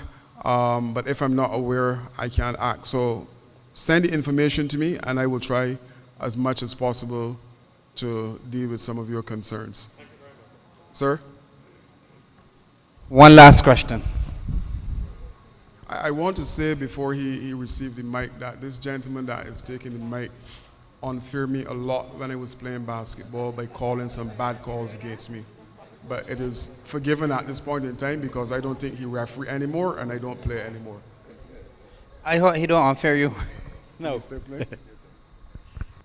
Mr. Clark, sir. Members of this. Hello? Yeah. A blessed good evening to the Honorable Minister. I hope he will be a better minister than a basketball player. Now, I listened very carefully to all the comments that was made and suggestions. One thing I'm concerned about is the constituency. what the government is doing.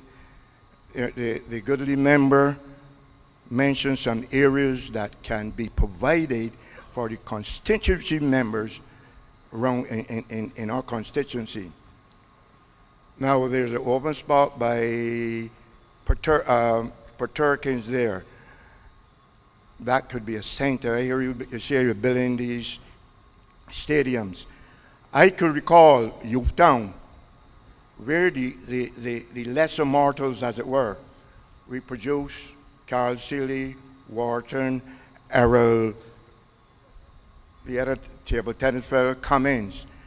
But I hear you mention about the gymnasium. People in this country got to get transportation to go up there. You can't do that. The old Lynch built a good area where you could get table tennis, where you could put 2 caretakers with weight and discipline. You can't come to play there. But no, we build buildings. We don't maintain it and want people to produce. And then when you get like Sade, we be dancing around. You cannot get to Harrison College if you're not good at Westbury Infants. They're basic things that we just hold the pig from the snout, as it were.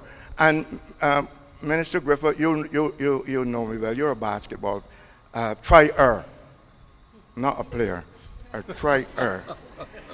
And we got to harness and talk, and one of the sad things about some of our adults, we do not know how to talk to young people. And talking to young people is an art. And we don't do that. And we don't have patience. That's why I have a lot of respect for infant teachers. I would like the government, especially St. Michael West, we got Hansberry, we have the infrastructures in Leonard. Why it is we can't get some table tennis boards, put some people in charge. And St. Michael West got good athletes. When he was up, we had Manga Phillips, Tyrone Mapp, we had the boy in Perkins. We had good athletes, but we like talking down and judging young people for the surroundings. You hear the young people, the children. But I am saying to you, every Wednesday or Thursday per month, the parent, where are the children in doing this? Get the parent. Bring them here, get somebody to talk to them, pep talk. And it would take a little time to bring them round. 12, 14-year-olds passing by me with only shirts. It can't work. Bring the parent, we talk about the children in doing this, the children, but the adults is the ones that influence and lead the children. And my last remark. Yes, the government built a hard court in Dash Gap. For ladies, volleyball. And the toilet facilities, Miss Mori can do the toilet. Miss Thingy, that is not right. Some the people go in the grass in Dash Gap, and you bring up to the court there. I don't really like to play volleyball. In Bike Hall, and I think we should. You can't do that. Get facilities and try to accommodate the young people. Now, I'm a scholar here. Have you looked any day? I show my name around 14 times. I asked one of the teachers, this is in real life, Brother Gibbs. I want to help the school in basketball. You know he was a good basketball player. Pardon me? I speak thank you for the comment. Minister, you're struggling. I'm aware that you had some skill sets, sir. Very well. Very well. And the games master had the audacity, well, I never heard about Richard Clark. How come a coach could coach 25 people, fundamentals, that he now come from community college with an associate degree? So I'm saying you must have programs, put people in place, And I can implore Mr. Gibbs, we have the infrastructure, we have Honey Bay Road, we got facilities up there, bring in the parents. You might start with 2, then eventually come and see if we could revisit and strengthen this constituency. We have a wonderful constituency. Thank you for your patience, and if you have any comments or any suggestion to assist, now you're a minister's board, he would have to lean on you, and don't collapse on him. Support him with some suggestions. Thank you for your patience. Thank you, Richard. A couple of things. One, I will commit, Comrade Gibbs, that at some point in time, if I can do it next week, that I will do a tour of the constituency with you to see some of the things that are being outlined. The second thing is that, Richard, the comrade just whispered in my ear and said to thank you for being the first person to be able to do what you suggest. Speak to the youngsters and speak to the family. So thank you for volunteering, and you're the first one. Any other questions, or are we good? That's it. All right. Thank you for listening to me. Sorry, they have a lady. There's a lady. Wait for the mic, please, so everybody can hear your question.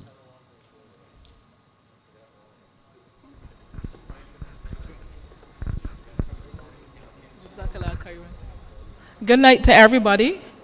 Yes, ma'am, good night. Years ago, we had a facility close to Spring Yarding. I think you used to call it the Ellis or Petsy or right. You ever think about developing that area again? Plus, Saints is kind of central. It's close to town, and it is in an area that you can come off the highway and get to it. I think they still got the behind courts Yes. for you that wouldn't know. But years ago, we done still had a lot of game days in that area, and all the community knows to come out and to go down there. So much years I can't really remember, but years ago, the older folks will be able to tell you about that.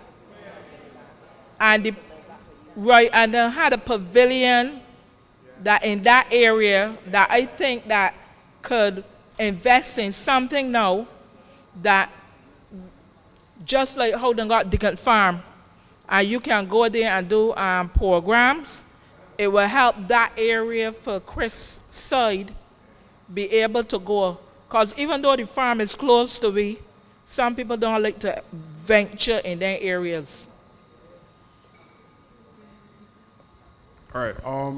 Like I said just now, I'll just add one other thing. Like I said just now, I will bring my team and I will coordinate with Comrade Gibbs, and we will do a tour. So I'll bring Sports Council and Community Development to see how we can treat to developing the area. One of the things that the Prime Minister constantly mentioned is that this school plant belongs to the community that they're embedded in. So I can't see why we cannot make representation to the board to have the 2 table tennis court in the hall if it is not being used or wherever to attract youngsters to be involved in the process. I really can't see why it can't be done. I think all you need to do is to make representation, and if you have the boards, just advertise in the community that you're starting a table tennis program here at the school. I thank you. It really was a pleasure coming here this evening to support Comrade Gibbs and to share information, as Dr. Jaganoff would have mentioned, in relation to what is happening within the ministry, and I'll leave it there. I thank you.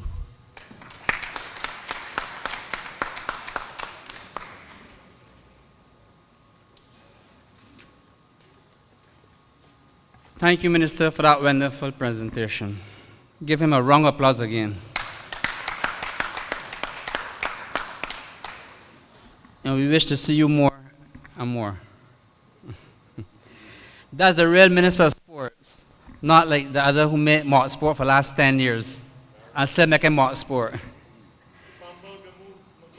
All right. now to the next point is the conference is on October 18 to 20 at Foundation Secondary School. So I want all comrades to be please come to the conference of the Barbados Labour Party on October 18th to the 20th at Foundation School, Christchurch. Huh? Christchurch. Foundation School, Christchurch. I know you went there, Kathy, so I know you. That Kathy School. Yeah. And I will now call on Andy to give votes and thanks.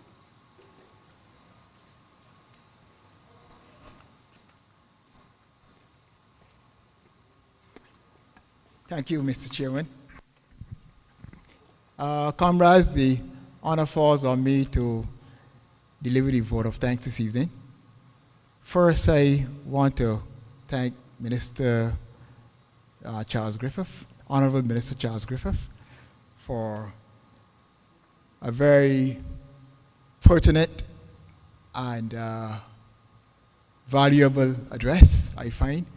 He dealt specifically with not just the island on the whole, but it was a pleasure to hear him address issues which we are trying, it was a pleasure hearing him saying that he's going to visit the community and have a look at areas which we've spoken about this evening. Thank you for that, Minister Griffith. I also want to thank Dr. Jagannath for presiding over our election of officers this evening. Thank you, ma'am. Thank you, invited guests, comrades, for coming out and giving your support as usual.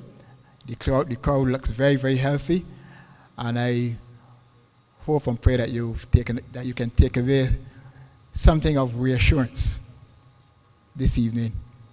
Thank you once again, and let me also remind you that at the end of this meeting, we are going to have some refreshments on the outside, and just try to avoid leaving the place on time because it's school tomorrow. Thank you very much.